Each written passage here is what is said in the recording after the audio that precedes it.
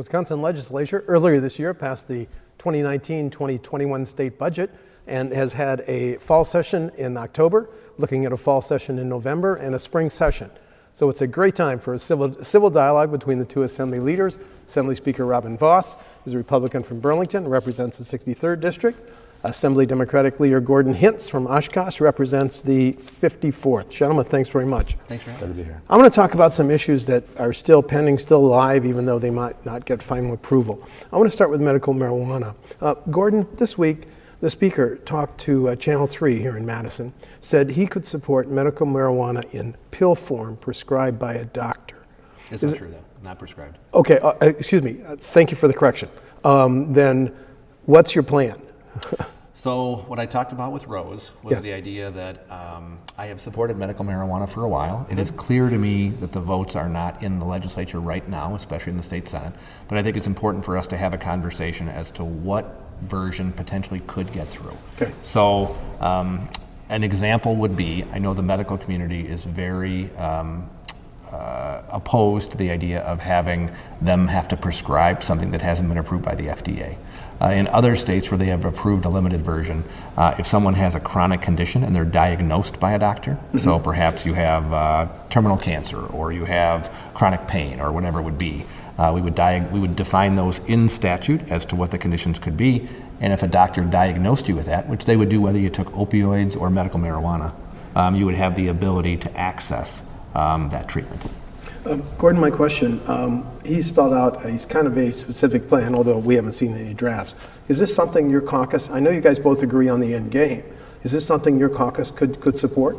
I mean, I think our caucus for several sessions has pushed for medicinal marijuana. The public support obviously has been there, and I think the majority of states in the country have some form of legalization. I think we've really fallen behind as a state, and it seems sometimes like the goalpost changes. I know the Speaker has put it out there and is probably further along than some of his members on the issue, but the reality is it just seems like it's a way to say, well, we're thinking about it or we're doing it, but they continue to drag it out, and we don't ever get any real action. I will say this, I mean, I think our perspective is, we need reform and reconsideration of our marijuana regulation policy in Wisconsin.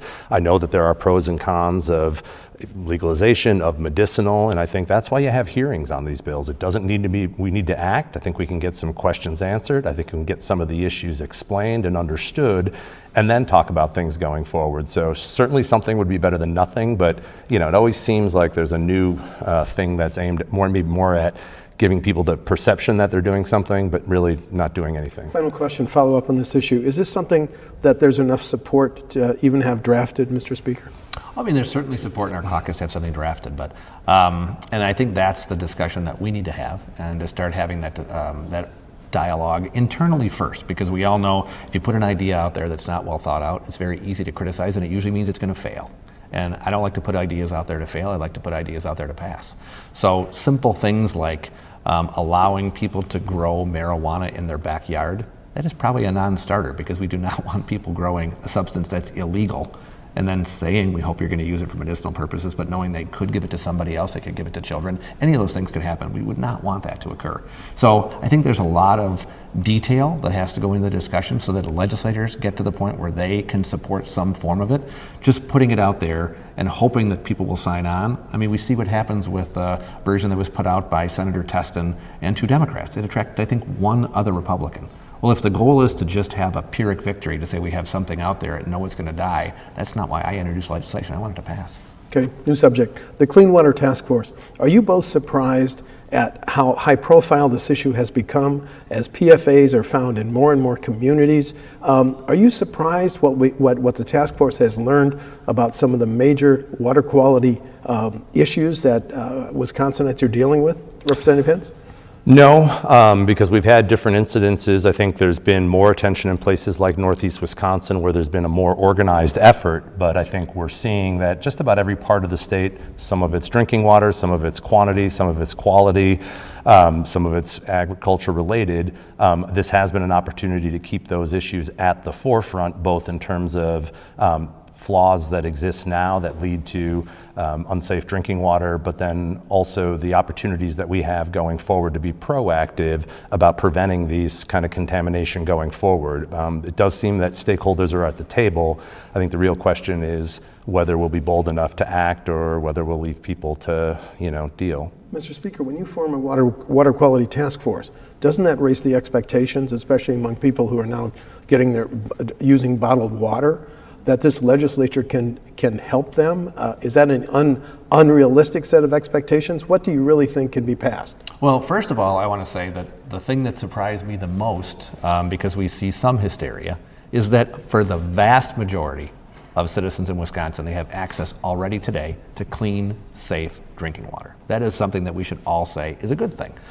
We know that a decade ago, the biggest concern from a lot of folks was the low lake level of Lake Michigan and lakes all around the state.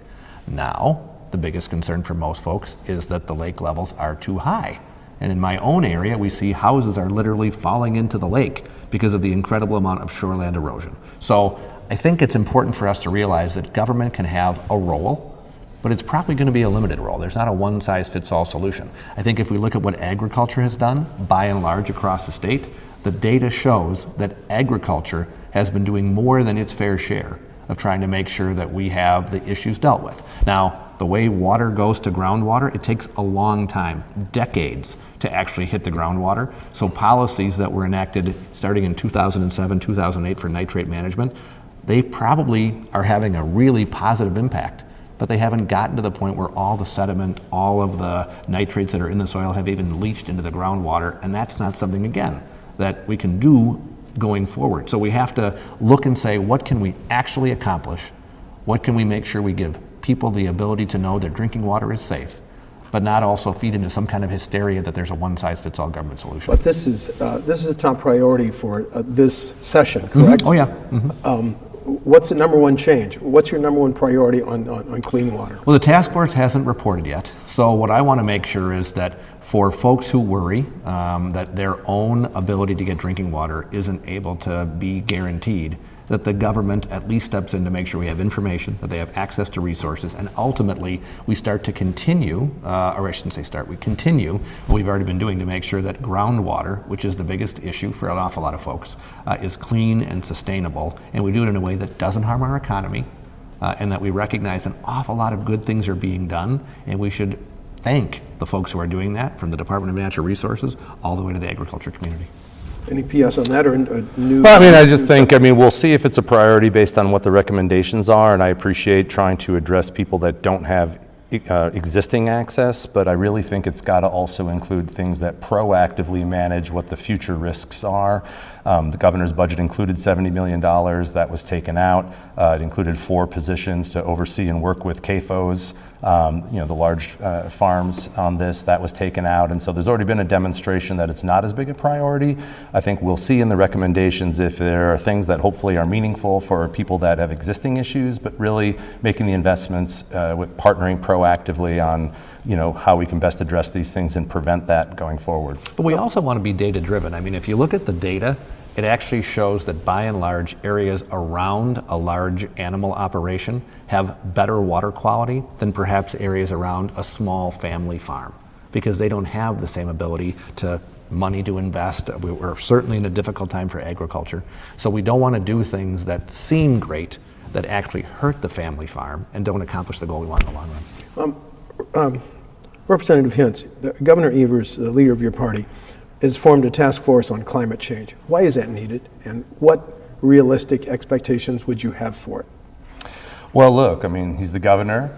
It calls attention to the issue, and I think Wisconsin, even though so many issues related to climate are not just national, but international and global, wants to make sure that we're at the forefront, both at being leaders and demonstrating that we're good actors and doing everything we can to sort of incentivize, encourage, held up what we can do, our part to reduce emissions.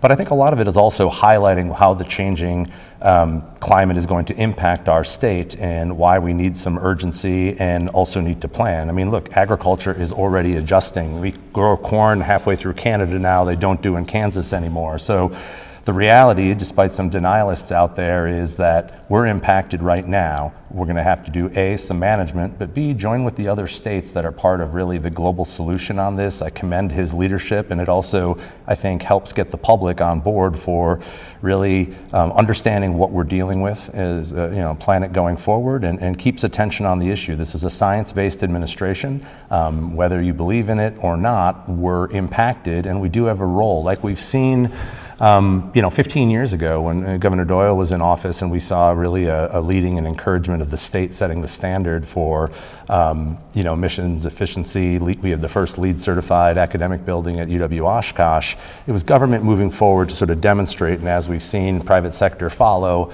I think it's important for the state to demonstrate that they're taking a lead. Do we need a task force on climate change, Mr. Speaker? I think it comes down to the fact that there's no doubt in my mind that Governor Evers did this for political reasons, right? I mean, if you look at the folks who are on there, they come from one end of the political spectrum. I think there is no real task for the task force. Like, what's your ultimate goal? I would say, I don't know if climate change is real. I think it probably is, right? I have no idea why it's occurring, nor do most people on the planet, right? But what I would say is there are certain principles that we should start out to say that however we deal with climate change, it should not impact people who are in poverty or the poor, which are the ones who primarily will have to pay the brunt if we raise the price of electricity or home heating. I think that for anybody who believes that we're going to solve climate change by just building more windmills and putting solar cells everywhere, we still need to have power at night. And there's no battery technology that can store enough right now. We know that nuclear power has to be part of it, but I've seen none of my friends on the left embrace the cleanest, easiest way to have a base load capacity, and that's nuclear power. So if those things come out of the task force where they say we're not going to hurt people in poverty, we're going to actually focus on things that we know can work, like more nuclear power, that might be something that actually all of us who think climate change could be real could actually embrace because it's good for our economy. But if it's just about figuring out how to make people on the left feel better about themselves, well, that's a non-starter. New subject. The task force on suicide prevention met yesterday. Again, when you create a speaker's task force on suicide prevention, the expectation is it's going to have some very real effects. What are your hopes for the changes and the recommendations of the suicide prevention task force? Well, those bills are going to be on the floor next week. I do think that the folks on the task force, both Democrats and Republicans, did a good job of listening around the state, trying to find some consensus.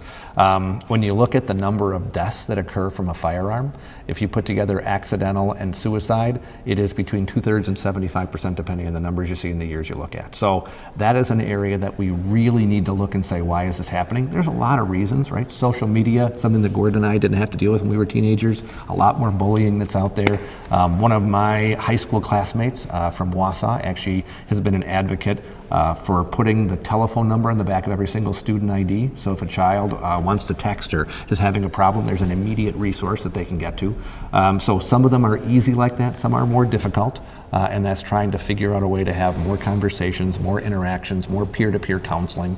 So I think there's really good recommendations that hopefully will get to Governor Evers' desk and we can get them into law. But the Democratic members of the task force say it doesn't go far enough, right? Representative Hintz? Well, I mean, the speaker, I think, highlighted that the recommendations, I think, are more notable for what's not in there than for what is in there, given that the number one data-driven thing that we see if you want to reduce the number of suicides is reducing access to firearms for those who are most likely to harm themselves. And things like the extreme risk protection order, the 48-hour waiting period, which was repealed, we have seen people in the heat of the moment who don't own a firearm be able to purchase one quickly and harm themselves. And the issue is others who try to take their own lives by another means often aren't as successful as they are when they use a firearm. So I would have liked to see us include more measures, and the speaker rhetorically has kind of indicated that that needs to be part of the discussion, but I didn't hear anything come out of there that matches what we see in terms of data-driven reduction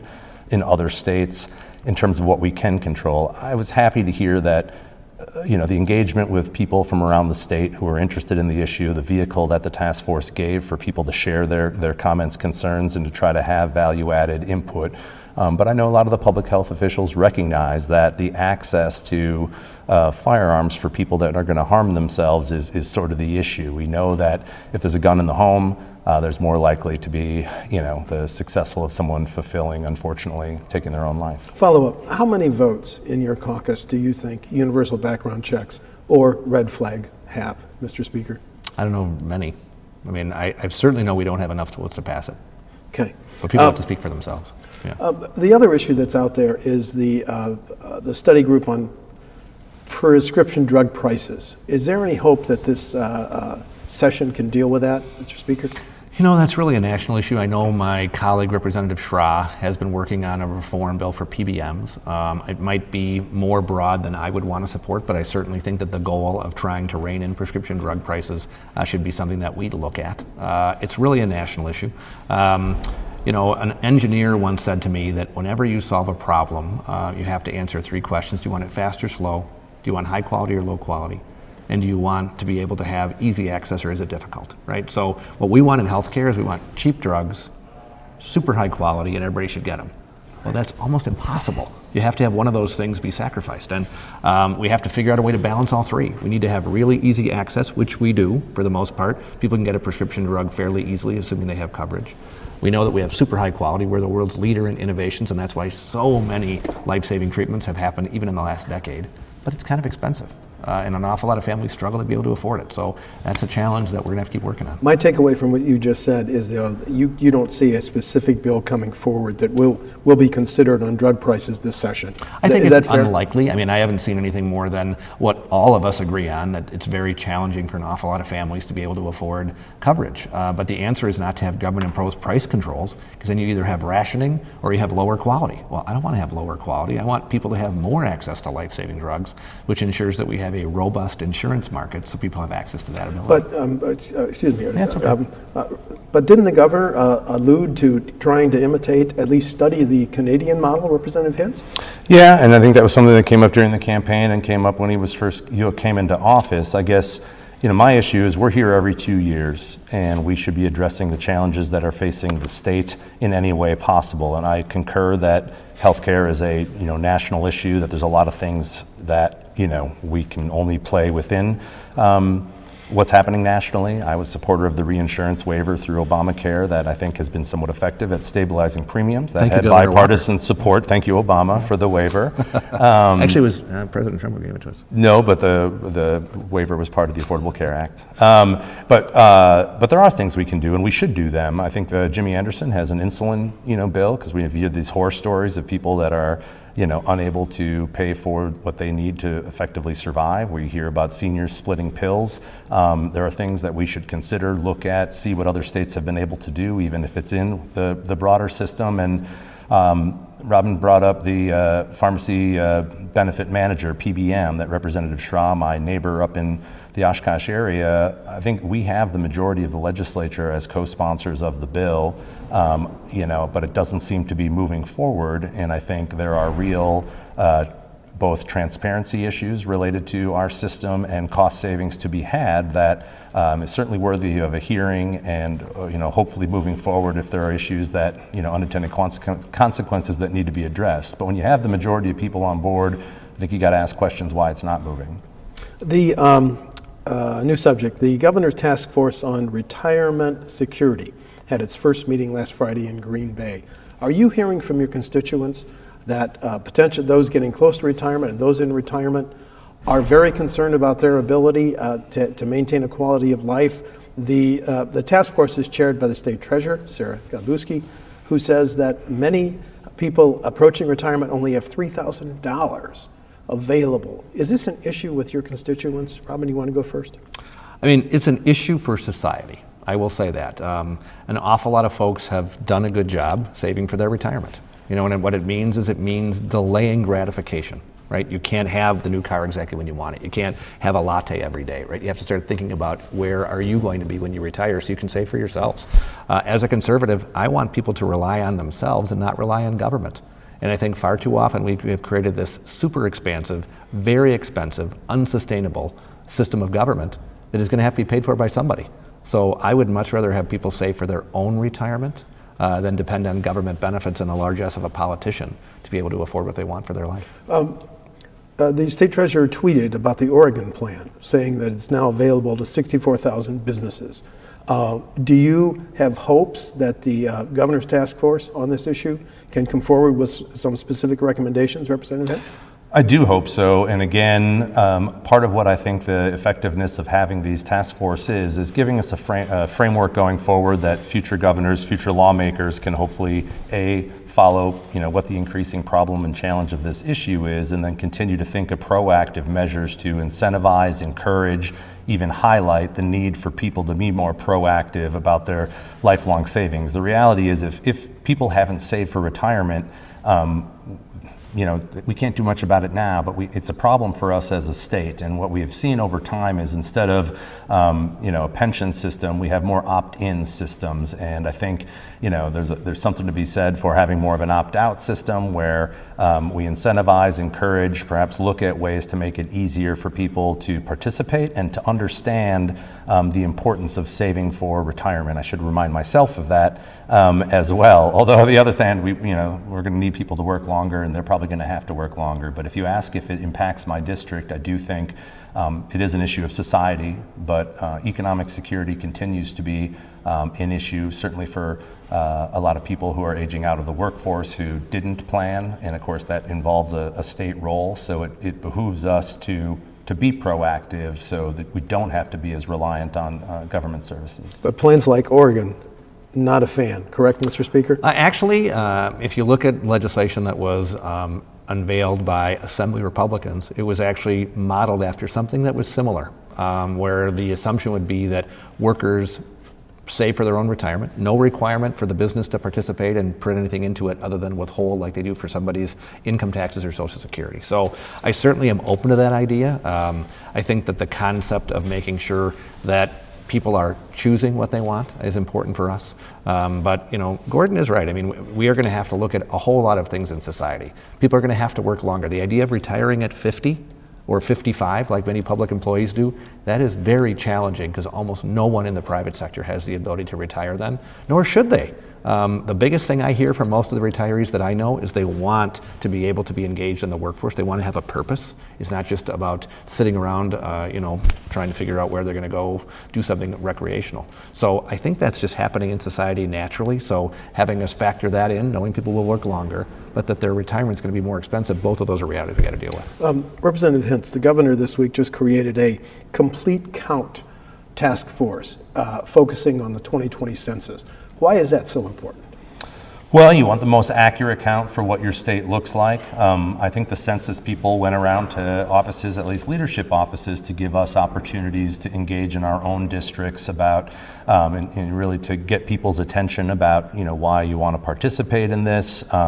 It means everything from federal resources available, meaning, getting an accurate count reflective of your true population matters a lot for funding purposes, just for understanding who's here, what's changed, what we can expect. I mean, all the data that we're seeing related to aging demographics and everything else is reliant upon accurate data. So look, the governor is the executive.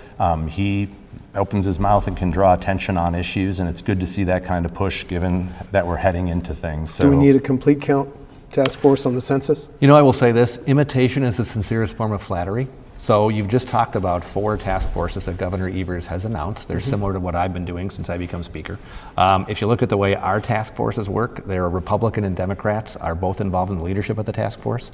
We try to balance it out so there are both voices that are represented. If you look at how Governor Evers is choosing to do his task forces, sometimes it's a single Republican on there filled with a bunch of liberals. Sometimes it's 2.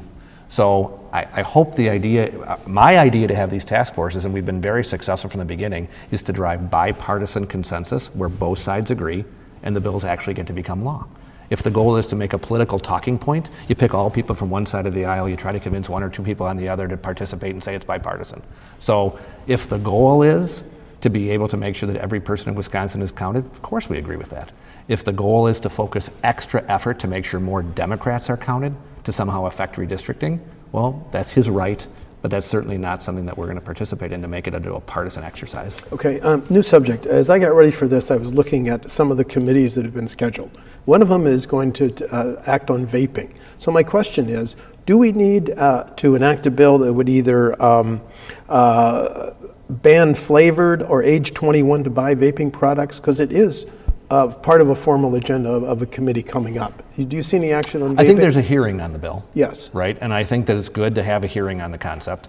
I certainly think that for an awful lot of Wisconsinites, vaping is a way for them to ease themselves off of tobacco or never start smoking, and that should be something that we think is a good ultimate outcome. So I certainly would not want to ban vaping and take it away as a right for people to do, especially adults.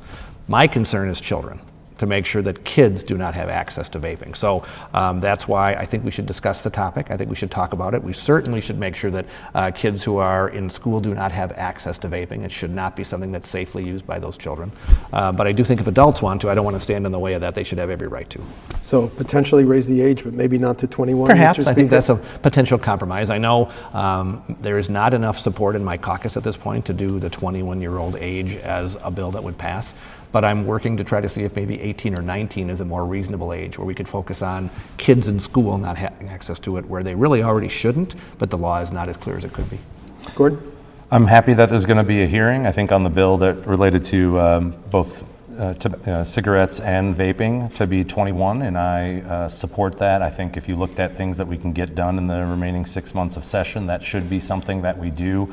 I forget how many states, but a lot of states have passed it this year. Iowa and Minnesota are expected to pass it. Illinois has it. The science is there on everything that we can do to, discourage tobacco addiction early.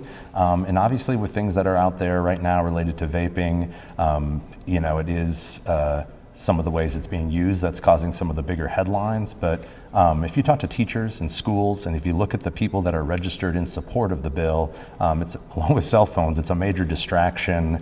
And I think it's got to be above 18 just because there are 18-year-olds in high school, and that makes it difficult. But I do think this is a public health thing. It shouldn't be a partisan thing. This should be one area that I'm hopeful what comes out of the hearing is people that might have questions about it can get those answered and get behind this.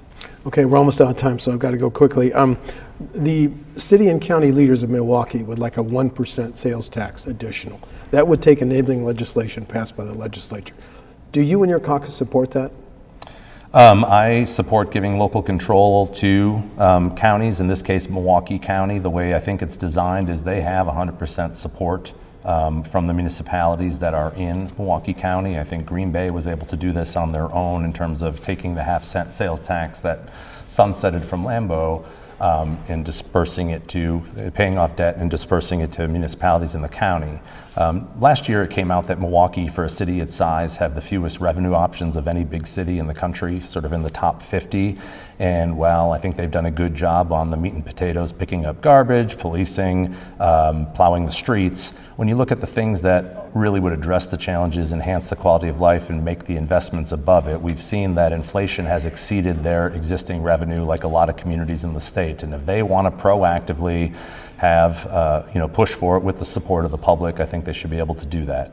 The mayor of Milwaukee, Mr. Speaker, has said that some of this additional money would go for police officers, but you don't support the additional 1% surtax for the county of Milwaukee, correct?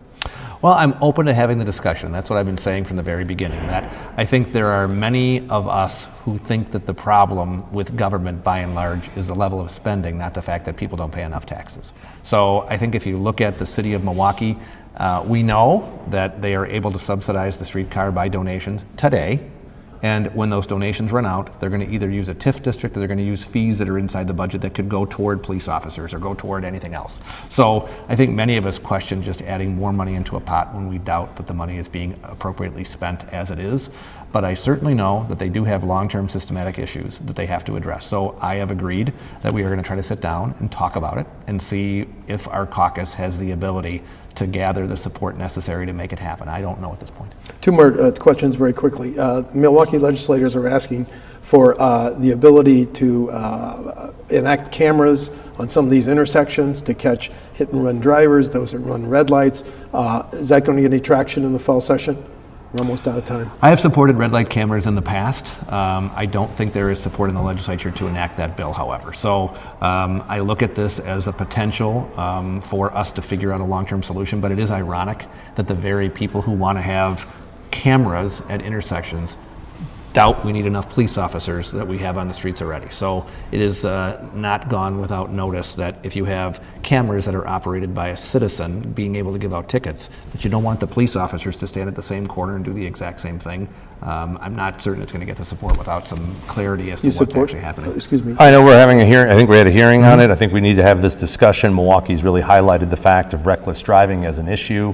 I was on a committee that heard this bill a decade ago. There are pros and cons, from privacy to people, even safety issues, people that think it's a revenue generator. But I think it's something that we should consider looking at the facts. I don't know where the support is necessarily in my caucus either. Final question on presidential politics. Who's going to be the president-elect on November 4, 1 week from, I think, Monday? Mr. Speaker? Donald Trump. Why? Well, first of all, he's the incumbent. And I think if you look at the economy, it was James Carville who said it's the economy, stupid. And I think if you look at that as the main criteria, Wisconsin is a prime example. Record low unemployment. Our economy is booming. The biggest challenge I hear from employers is finding enough employees, which is why we are seeing wages rise faster than normal. We know that the Kauffman Institute redid their study, and I've heard Gordon and other Democrats say for 8 years that there was that we don't have entrepreneurship in Wisconsin. We actually know that we're right in the middle of the pack, just like we are as a state in so many things. So we're doing better on small business creation. So under all the criteria that you could look at, the president should get reelected, and he deserves that.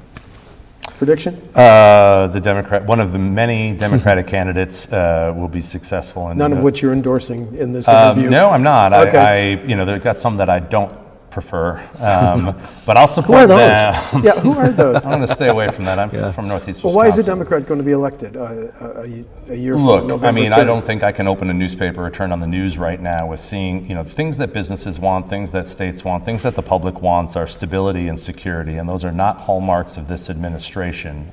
Some things are going well in spite of the president, but look, they have record deficits, record debt due to a reckless tax cut that disproportionately benefits the wealthy. I think people see that this is someone that's not on their side. I'm confident the Democrat will not only win Wisconsin, but be successful in ending this sorry time in our nation's history, and with a new president, hopefully to restore order and balance. You want a 10-second rebuttal, or the way the Democrats, need a 5-second rebuttal to his 10 seconds. The way the Democrats are running this campaign is all about anger.